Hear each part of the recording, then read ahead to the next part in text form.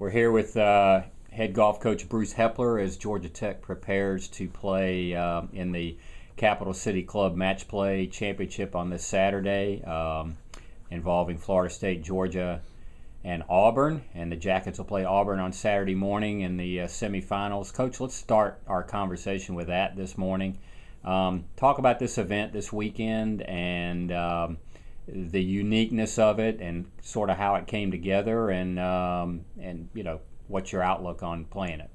Well, I guess part of the thought process is to to put a pencil to important golf before you head off to play in a championship. And played last weekend in Columbus, and the guys played really, really well. But I just think that to have some competition right before we go, it's nice to be here in town. We don't have to travel. We can get back to the dorms on Saturday night and get ready to go on Wednesday. So that's one of the reasons, was the idea of competing right before you go without having to go somewhere to do that. And then obviously with the new NCAA format, if you can be fortunate enough to make it to the round of 8, to have some match play experience is very helpful. So we kind of trying to kill two birds with one stone. Now, obviously the head-to-head, is going to count for NCAA qualification, but it's not going to break anybody's back to lose from a head-to-head standpoint necessarily for that purpose. So can you go out here, compete, maybe be a little bit more relaxed, have a little bit more fun than normal?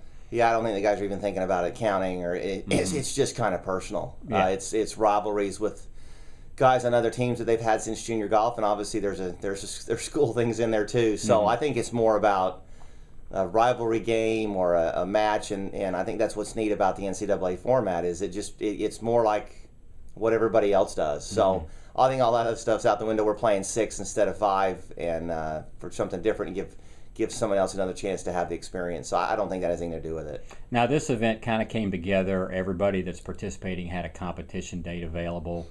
Do you think this is something that could potentially take off as an annual thing? Is it something that would be fun to do? Well, once a year? This year was easy because the ACC and the SEC championships lined up together. Okay. And so I think everybody was looking for something, the weekend before, without, again, having to leave on a Thursday, go play a practice round on a Friday, Saturday, Sunday tournament, 36-18, and get back to campus and turn around and leave on Wednesday. So this year it worked out that I think the schools that the club wanted, a lot of members at Capital City from ACC and SEC schools, so they kind of got what they wanted. Will those things line up in the future to allow that? Everybody's saving a day. It's hard to say, but I think that match play will become a bigger part of the regular season, for certainly. Now, you've played a fair amount of match play in your time here. I went back and created a list, even going back to 2001 with a match play event that Georgia Tech played in. Do you think it's important to try to do, and you did a couple of matches last year, yes, in advance of the ACC, how are you going to try in the future to look to scheduling some kind of a match play thing during the regular season? If we can at all, for sure, at all possible. Obviously, the Golf Coaches Association had a tournament that went away, which just was easy to do. Now you kind of have to create your own, but I mean, it's a different experience. And you have a putt on the very first hole to win, lose, or have a hole, and you just don't get that in a 54-hole event. So because it's different, emotions are different, the stress is different. I think we would certainly try to that would make that a high priority to find a way to do that every year. Now let's talk about your team for a minute. Started out the spring a little bit rocky with the Hawaii tournament and Southern Highlands. In between, you had a good performance at Puerto Rico, but you seem to have started to put things together these last 2 events. Talk about how your team is playing. Well, the old guys have finally gotten old, I guess. It is an older group with 3 seniors and 2 juniors. Again, sometimes at the level of the quality of the competition, that if you just have an okay week, on the outside maybe it looks really, really bad. And Hawaii is a great field, and so is Las Vegas. And so those weren't our best efforts, but you haven't, again, I've always said, if you don't have a guy on the lead, it's hard to win as a team. I mean, if you look, I think, through a lot of results, the individual winner is usually on the team that wins. And with Ollie winning, and it's at Valspar, and then winning at Ohio State, that certainly makes a difference. And then you have other guys supporting that and having good weeks. We're in a good place. Richie's starting to play some of the best golf, I think, since he's been here. And Bo has some really, special moments in there, and the really emergence of Seth Reeves has been tremendous. And so, Anders has not had the spring that he would have liked, but he's a really, really good player, and he's going to find this, I think, in the very near future. And so I really believe it gives us a team that's better than the one last year. It's older. It's been through some of this stuff, and you can't trade experience for anything. So if we just keep moving forward, we're looking forward to having a great postseason.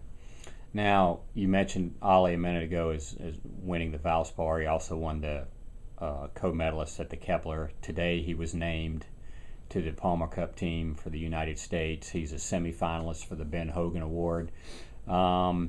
You really haven't had a player that's kind of generated this much buzz. He's won 4 tournaments, which hasn't been done but only 3 times before here at Georgia Tech. What kind of a player is he developing into?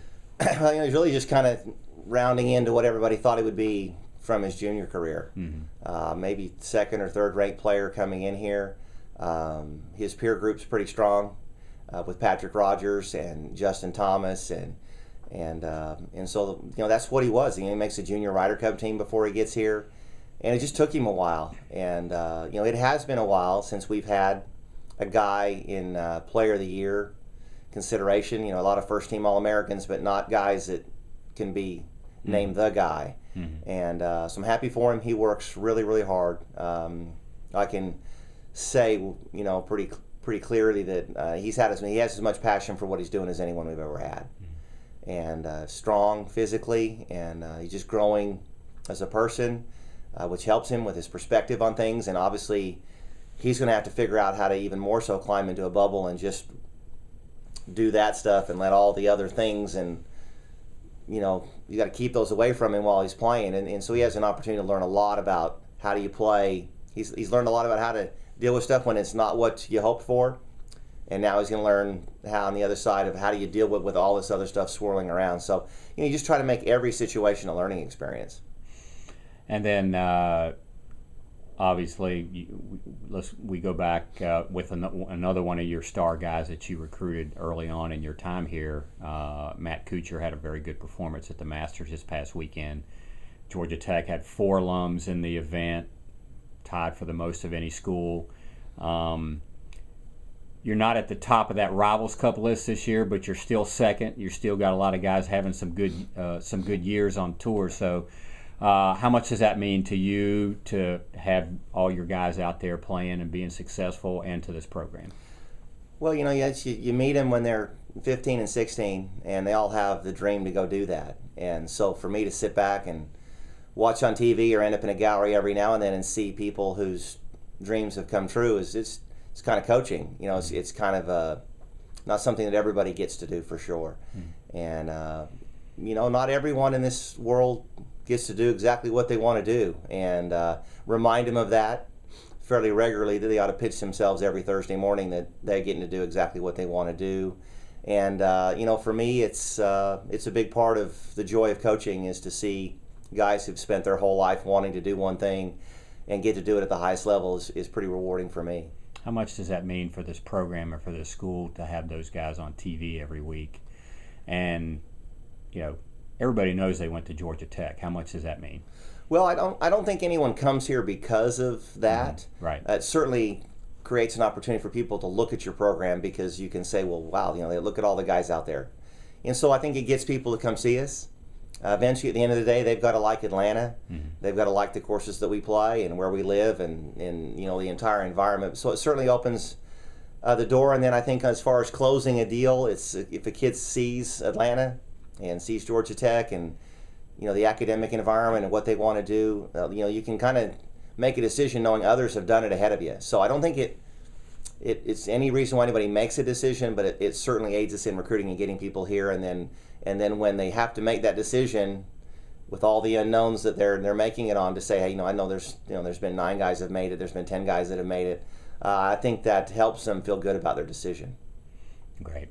Well, Coach, thanks for being with us today, and good luck on Saturday in the match play. Thank you very much.